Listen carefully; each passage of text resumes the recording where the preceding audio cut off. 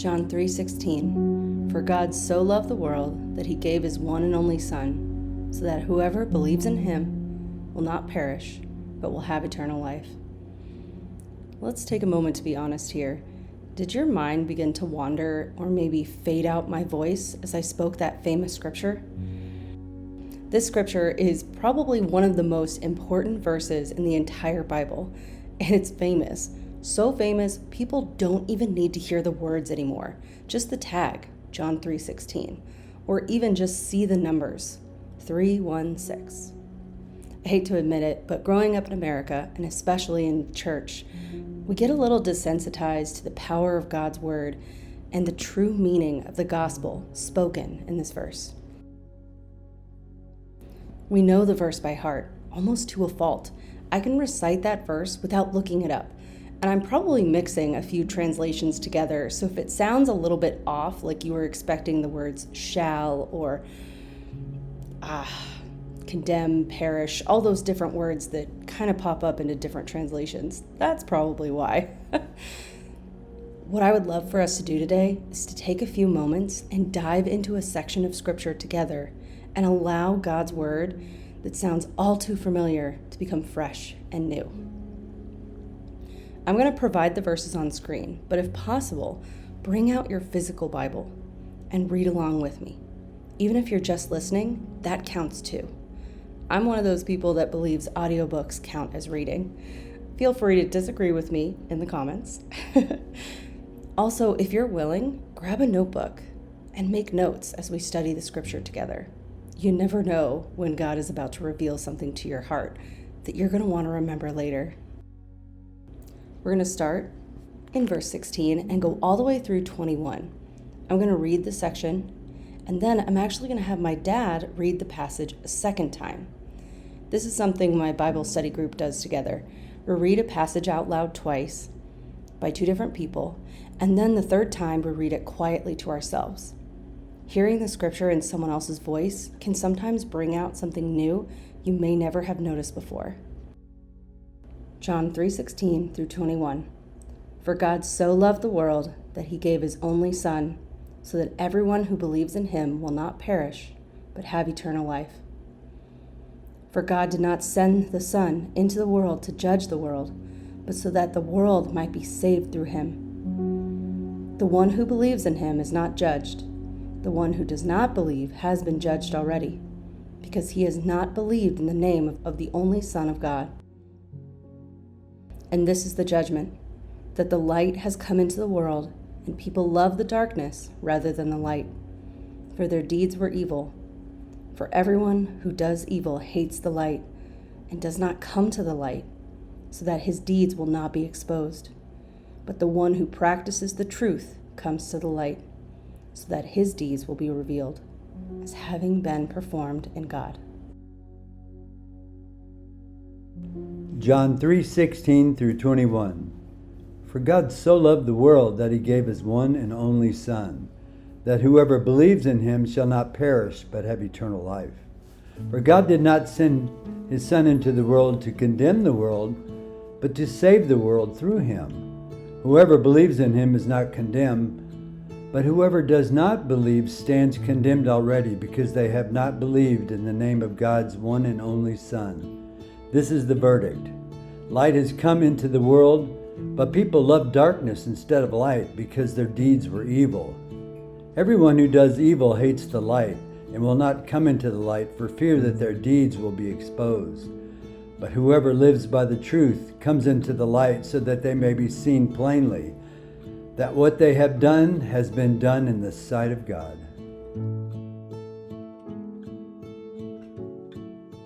For the next few minutes, only music will play, allowing you to read the scripture on your own and give you time for God's word to truly sink in.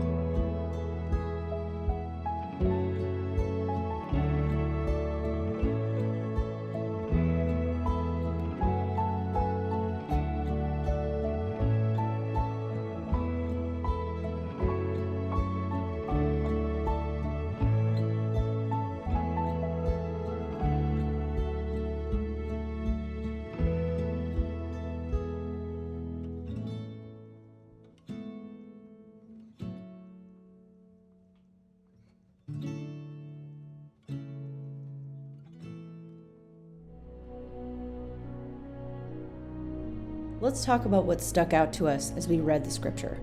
And I know I'm not with you in person, but feel free to answer out loud or even type out your answer in the comments. I know that might seem really intimidating, but your understanding or even your questions about the scripture might bring light to someone else. What is something that really stuck out to you in this passage?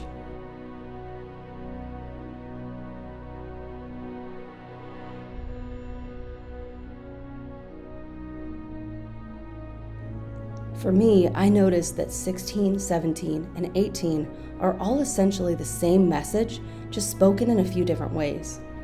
The Bible often uses repetition to really drive home the intensity and importance of a word, phrase, or in this case, an entire message. I really like how this scripture is spoken 3 slightly different ways, just in case you missed the first one or the second. After the 3rd time, Jesus delivers the gospel, and it's a wonder anyone can miss it.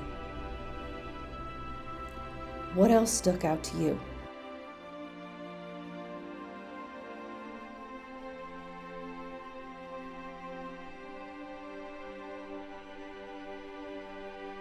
What is something we learn about God in this passage?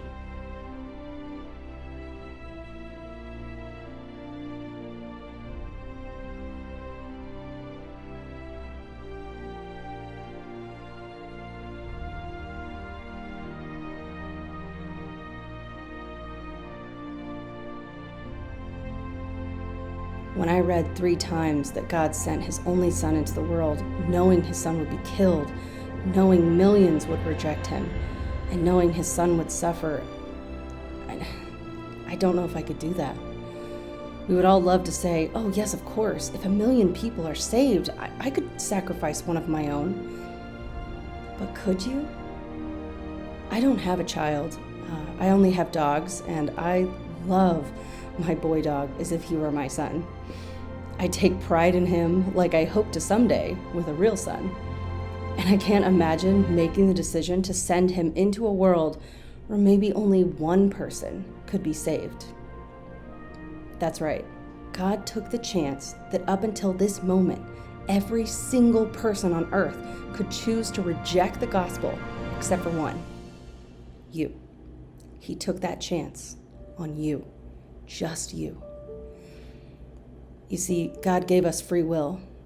We have the ability to reject Christ and be condemned. In the scriptures here, it says that people love the darkness rather than the light.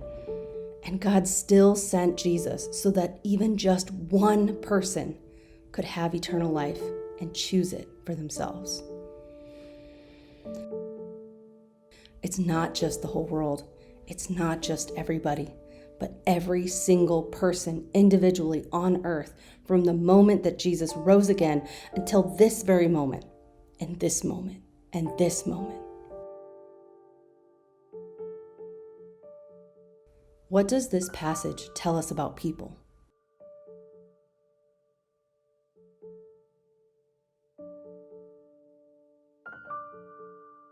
I was really struck by the idea that people love darkness rather than the light. It reminds me of how our world is fascinated by evil. Horror and thriller films are celebrated as works of art. There's actually several movies now that feature the sound of real exorcisms. I don't believe those are the type of sounds or voices we should be elevating, and yet they are. Hollywood celebrates them as incredible feats of art and creativity and gives them awards. I mean, think about it. We're allowing demons to speak, or rather screech, in giant theaters and in people's homes, but a single scripture is scoffed as silly or even judgmental.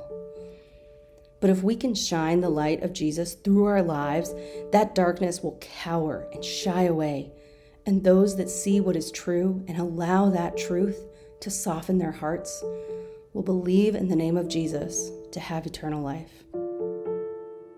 Is there anything else in this passage that God is pointing out to you today?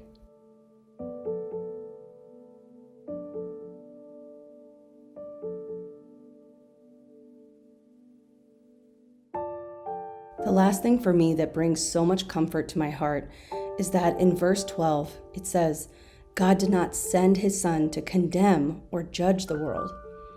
God is not shaking his head in disgust or wagging his finger at you.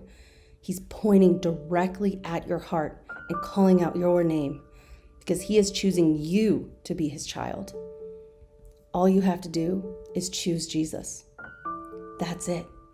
It's truly too simple and easy for the world to believe it's true. But Jesus is the ultimate truth in a world that is constantly shifting their definition of right and wrong. I truly hope that you've been impacted by our time together. I encourage you to share this with someone you know, or even just sharing the link on Facebook or Instagram with no words attached.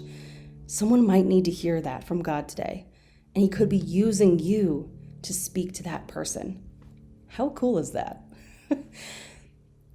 If you haven't already hit the subscribe button, do it, because we are so not done experiencing God together and shining his light into a world that loves darkness. Please remember to be kind to others and gentle with yourself, for we are all a work in progress. I hope you have a wonderful day.